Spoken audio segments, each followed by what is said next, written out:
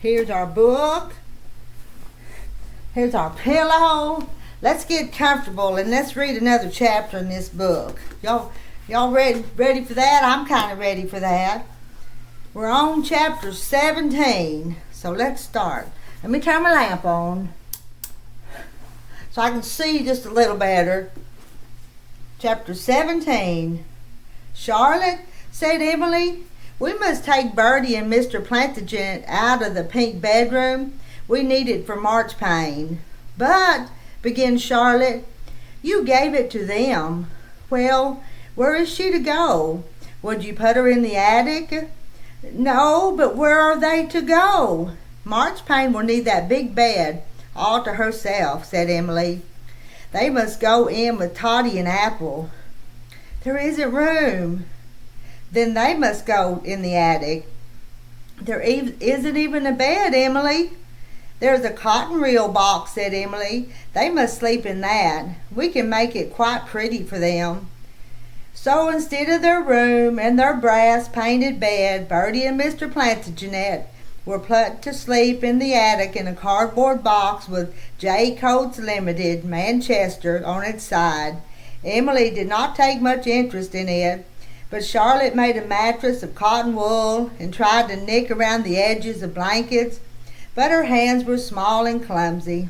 Oh dear, it doesn't look nice, said Charlotte. There was not even time to warn Birdie. Emily turned all her clothes and her apron out of the cupboard and cut down the paper chains. Marchpane doesn't go with paper chains, said Emily. And she swept them all into the attic before anyone could say a word of warning to Birdie. What will she do? What will she say? My poor Birdie, cried Mr. Plantaganet. She would never understand. But oddly enough, Birdie understood only too well. Of course, said Birdie, she couldn't sleep in a cotton reel box, could she? Her eyes open and shut, and her hair is yellow like mine, only it's real. Yes, said Mr. Plantaganet. When I first saw her, I thought she was a Christmas tree fairy. Did you? Asked Birdie. And for the first time her voice sounded wistful. I suppose I'm never anything like a Christmas fairy. There was silence, and then Birdie said in her own brisk, light voice, After all, I came from a cracker box. Why shouldn't I sleep in a cotton reel box? The words cracker box and cotton reel box began to knock one another gently in her head. I came from a cotton reel box. Why shouldn't I sleep in a cracker box? Cotton box, cracker reel box. You are getting muddled, said Mr. Plantaganet. And remember, Birdie, don't go into her room. Birdie could not remember. She was always being found in Marchpane's room, still thinking it was hers. Don't you like my pink carpet? She would ask Marchpane. My pink carpet, said Marchpane. No, mine, said Birdie. Certainly Emily and Charlotte gave it to me. It wasn't theirs to give. Isn't everything theirs? Asked Birdie in astonishment. Faugh! Get out of my room. My room, cried poor Birdie. My room, my carpet, my bed. Get back to your cotton reel box. She is cruel, said Mr. Plantaganet, trembling. She is cruel. I hate her. Don't waste time hating, said Tootie. You must wish. I wish. We must wish. But the wishing showed no sign of changing anything, or perhaps Marchpane was wishing harder. Emily was now doing everything for Marchpane, nothing for the Plantagenets, though Charlotte tried to prevent this. Charlotte is on our side, said Tootie. Yes, but Emily isn't, and Emily is the one who does things far more than Charlotte. Emily has the idea. She thinks of things and does them while Charlotte is far behind. If you go ahead like that, sometimes you must go wrong. Think if you were ahead, walking on a road by yourself, and there were not any signposts, said Tootie. Sometimes you must make a mistake. It is easy for the one to come behind and say, this was wrong, that was wrong. They only know it was wrong because Emily went there first. They know the right way. They don't have to choose. Emily often chooses wrong things, said Tootie. But I know Emily. She has plenty of sense. We must be patient and go on wishing. One day Emily will find out she is wrong. She will find out that Marchpane isn't the beautiful doll she seems, that she is a thing, asked Mr. Plantaganet. Yes, she will. You are certain, Tootie? Certain, said Tootie in her most wooden voice. Chapter 18. Perhaps Marchpane was very powerful, or Emily had less sense than Tootie thought. At all events, she showed no sign of changing, and things grew worse and worse for the Plantagenets. I know, said Emily one day. Let's pretend they are the servants. They can sleep in the attic and stay in the kitchen. Let them be Marchpane's servants. Oh no, Emily, oh no, said Charlotte, shocked. How can they be? They are themselves. Marchpane is more like their aunt or their stepsister. She isn't like a sister, said Emily, and that was certainly true. She is a lady, a great lady. I don't want them in the sitting room with her. Why shouldn't they be in the sitting room? They are so ordinary, so like ordinary people. Then I like ordinary people. Yes, but they don't go with Marchpane. Emily had her way, and the Plantagenets were told to keep in the kitchen. Mr. Plantaganet couldn't understand it. The master of the house to stay in the kitchen, not to go into the sitting room, not to go where he likes in his own house. Father goes where he likes. I am the father, the master of the house, Tootie.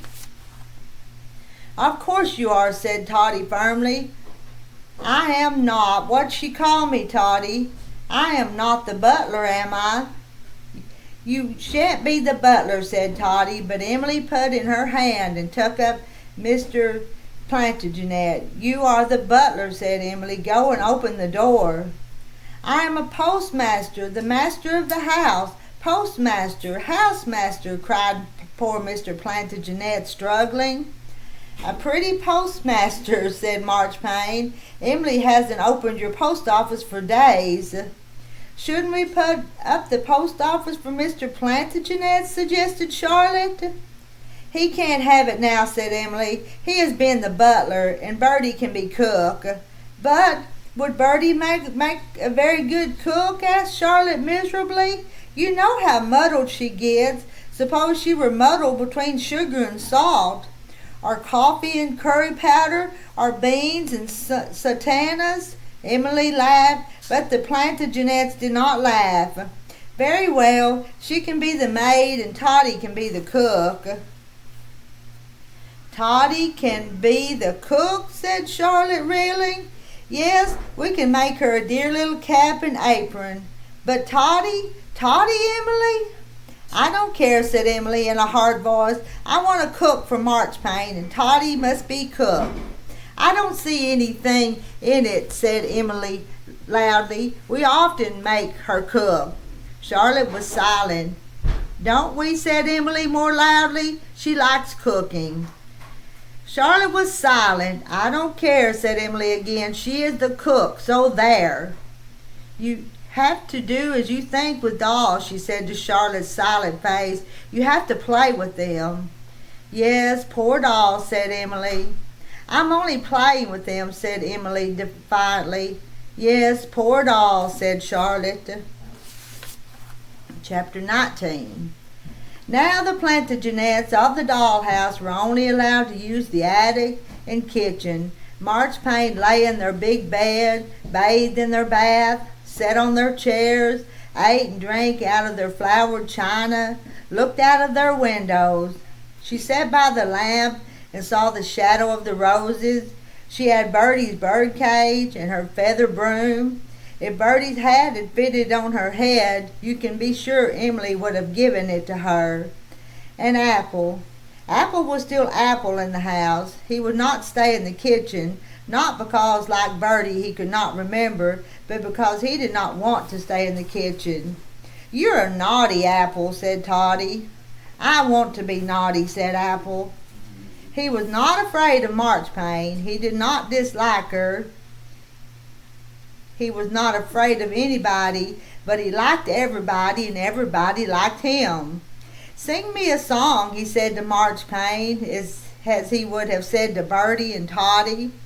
"I don't know any songs," said Marchpane, and Apple laughed in high delight because he thought Marchpane was teasing. "Go on, sing it," said Apple.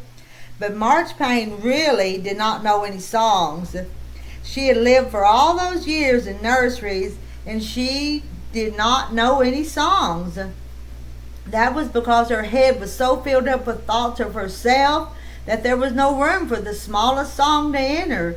But she was very clever. She knew that the Plantagenets did not like Apple to be with her, and so she said, "You sing to me." This was clever because most people, however small, like to sing their own songs best, and Apple began to sing to Marchpane. Every day he sang her a song, and she pretended to love it. Soon he had a habit of going into Marchpane. "Apple, don't do that," said Tootie. "Well," said Apple. "Don't," said Tootie. "Don't," said Mr. Plantagenet. Don't," said Birdie. "Do," said Marchpane, "do." Apple liked people who said do better than people who said don't, and he continued to go into Marchpane. "She will get him into some mischief," said Tootie. "I am very uneasy about him," said Mr. Plantagenet, but they were far too proud to go in after Apple and show Marchpane they cared. Birdie was not too proud. She went straight in and brought Apple back. That surprised them. "There were no two thoughts about it," said Birdie, and she looked surprised herself. "Sometimes there are not," she said. "Sometimes there is only one thought, and then I know what to do. Sometimes, but not very often." "And why don't you let him play with me?" asked Marchpane. Birdie could not answer. As soon as Marchpane spoke to her, she became confused and thought of heaviness and lightness and yellow hair that was not real and was real, and eyes that were painted and eyes that opened and shut, and wedding clothes and cracker feathers and the fairy off the Christmas tree. She could not speak to Marchpane, but Tootie answered her. "Because we do not choose," said Tootie. "You do not choose? You let him do dangerous things," said Birdie suddenly. "Do I?" asked Marchpane and smiled. "Yes, I do," she said, "if I won't." "You had better not," said Tootie. "He is our little boy." "Is he? Fancy that," said Marchpane. She glared at Tootie. "Wait and see," said Marchpane. "Wait and see, you little splinter." Suddenly, just after that, Emily said to Charlotte, "I know. Apple shall be her little boy." "Whose little boy?" "Marchpane's." "Marchpane's?" "Yes, Marchpane's." "But he isn't Marchpane's little boy. He is a Plantagenet. You can't change him now." "Why can't I?" "You can't. I won't have it," said Charlotte. "Charlotte, who is the eldest?" "You can't be the eldest all the time," cried poor Charlotte. In the doll's house there was silence. Marchpane, Birdie, Mr. Plantagenet, Tootie, and Darner had all heard. Apple was not listening. He had made a white gumboot out of the little bedroom jug and was trying it on his foot over his red shoe, and now he could not get it off. Darner was the first to break the silence. "Prick," said Darner. "Prick, prick, prick." "Did you hear?" asked Mr. Plantagenet then, in a long, long whisper. "Tootie, did you hear?" "Did I hear? Or did you? Did I? Did you? Did I?" said Birdie, rattling terribly. Tootie did not answer. She was wishing desperately her wood as hard as if she were full of knots and grains. "Oh, Emily, Emily, Emily, Emily, I wish, wished Tootie. "Oh, Emily, Emily." But Marchpane only smiled her heavy china smile. Chapter 20. If it were impossible for Birdie to remember that her room was Marchpane's, how could she remember that Apple was now Marchpane's little boy? She forgot all the time, and this, of course, gave Marchpane many opportunities to pounce on her, and Marchpane loved pouncing on Birdie. "She is like a cat with a poor little bird," said Mr. Plantaganet indignantly. "Oh, I hate to see her," and he begged Birdie, "Birdie, do not try and remember. Remember that your room is her room. Remember that Apple is her little boy." "You say that?" said Birdie. "I have to say it," said Mr. Plantaganet sadly. "I shall never say it," said Birdie. Tootie looked at her. "Birdie, do you try and not remember?" she asked. Birdie did not answer. "But she is so cruel to you," said Mr. Plantaganet. "Yes," said Birdie, "but I don't mind. I don't remember it." Tootie and Mr. Plantaganet looked at her. "How strange Birdie is," they were both thinking. "She looks as if she had grown lighter," thought Mr. Plantaganet. "And how untidy she is. No wonder Marchpane teases her. She looks as if she had forgotten about her hair, and her apron strings, and the feather on her hat, and her parasol. She looks as if she might fly away. And how bright she looks," thought Mr. Plantaganet, "like someone standing near a candle." "Like a doll in a lit shop window," thought Tootie. "Like a doll on a Christmas tree," thought Mr. Plantaganet. "Birdie, do try and remember," urged Tootie. "Try and remember not to go in after Apple. We must give him up for the present." "Just for the present," said Tootie firmly. "We shall get him back," said Tootie. Mr. Plantaganet was too sad to speak. Darner did not even growl, but turned over in his kennel with a sharp little flop. Birdie said nothing, nor did that bright look on her face alter at all.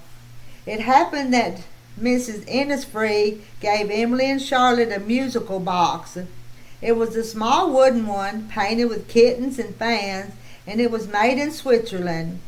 When it wound up, it played music that was the smallest tinkle, delicate and thin. Emily had put it in the doll's house setting room for Marchpane and Apple to hear, and the sound of it filled the house. "Tinkle, tinkle," played the musical box. It drew Birdie from the kitchen. "What is it? What is it?" asked Birdie. "Oh, how beautiful it is!" It seemed to her more beautiful than anything she had ever heard or imagined. "It is like the songs I meant my bird to sing. Only I didn't know them then. How could I know? I am only a cracker doll, but I know now," said Birdie. "I know now." It drew her from the kitchen across the hall to the closed setting room door. Birdie had tried to remember what Tootie and Mr. Plantaganet had asked. For 2 whole days she had not followed Apple, not gone into her bedroom, not gone near Marchpane. Now as she stood at the setting room door, the tinkling of the music box delighted her so much that it tinkled in her head, and she could no longer remember what anyone had said. She had no idea of going in nor anything else but the music, when suddenly she heard a sound that upset the running of the tinkling and spoilt it. "Oh, hush," said Birdie. Don't. She tried to listen to the music again, but again came that ugly sound. "No," said Birdie. "Hush, hush." But it came again. Suddenly Birdie, as if she had woken up, knew clearly what it was. It was Darner barking. "Brick," came the sound. "Brick, brick, brick." Clearly in that instant Birdie had one thought, and only one. That was Darner, thought Birdie. Clearly, Darner barking. Something is happening to Apple. Apple is in danger, thought Birdie, and she opened the setting room door. Tinkle, tinkle, tinkle, tinkle, tinkle, tinkle. The sound of the music met her so much more full and clear near the musical box that the sound of it knocked against the sound of Darner's barking in her head and confused her. She did not know she had come in. She could not see what was happening to Apple. for Apple was standing on one of the tapestry chairs which was dragged up near the table, and he was leaning over the lamp with his darning wool wig near the candle flame. There was a strong smell of singeing, and it was just going to send the whole of Apple up in flames. Marchpane was sitting on the couch, watching him and smiling in her china smile. Tinkle, tinkle went the music box. Prick, barked Darner. Prick, prick, prick, prick, he barked frantically. Isn't that Darner? Asked Tootie in the kitchen. Marchpane went on watching with her smile. It is Darner, said Mr. Plantaganet, and he dropped his newspaper. Emily, said Charlotte suddenly, something is happening in the doll's house. Tch, said Emily. She was not liking the doll's house at present. They could hear the musical box tinkle, tinkle, tinkle, tinkle. Nonsense. What could happen? Asked Emily. I smell singeing, said Charlotte, sniffing. Emily, did you light the birthday candle? Prick, prick, prick, barked Darner so loudly that Birdie heard him clearly over the music. Darner, tinkle, Darner, tinkle, fluttered Birdie, while Marchpane smiled. What am I to do? Cried Birdie. Which is it? Is it which? Prick, barked Darner. Has the candle caught the edge of Apple's fringe? And he screamed as Tootie and Mr. Plantaganet tumbled on in at the door, and Emily and Charlotte swung open the doll's house front. The sound of Apple's scream tore the sound of Darner's barking and the tinkling music out of Birdie's head. She had one thought, and she threw herself at the lamp. Birdie, back, back, back, cried Mr. Plantaganet. Birdie, let me, screamed Tootie. Birdie, you are made of celluloid, remember? Celluloid, said Birdie, in her light, calm voice, and the lightness of the real candle was in her face. Light as she was, she threw herself between Apple and the lamp, and Apple fell off the chair, face downward on the carpet, and put out the spark of fire in his wig. There was a flash, a bright light, a white flame, and where Birdie had been there was no more Birdie. No sign of Birdie at all, only sinking gradually down on the carpet beside Apple floated Birdie's clothes, burning, slowly turning brown and going into holes. Last of all, the fire ran up the pink embroidery cotton of her apron strings as they waved up in the air as they used to wave on Birdie, and then they were burnt tied up. Tinkle, tinkle, tinkle, said the music box. Marchpane smiled.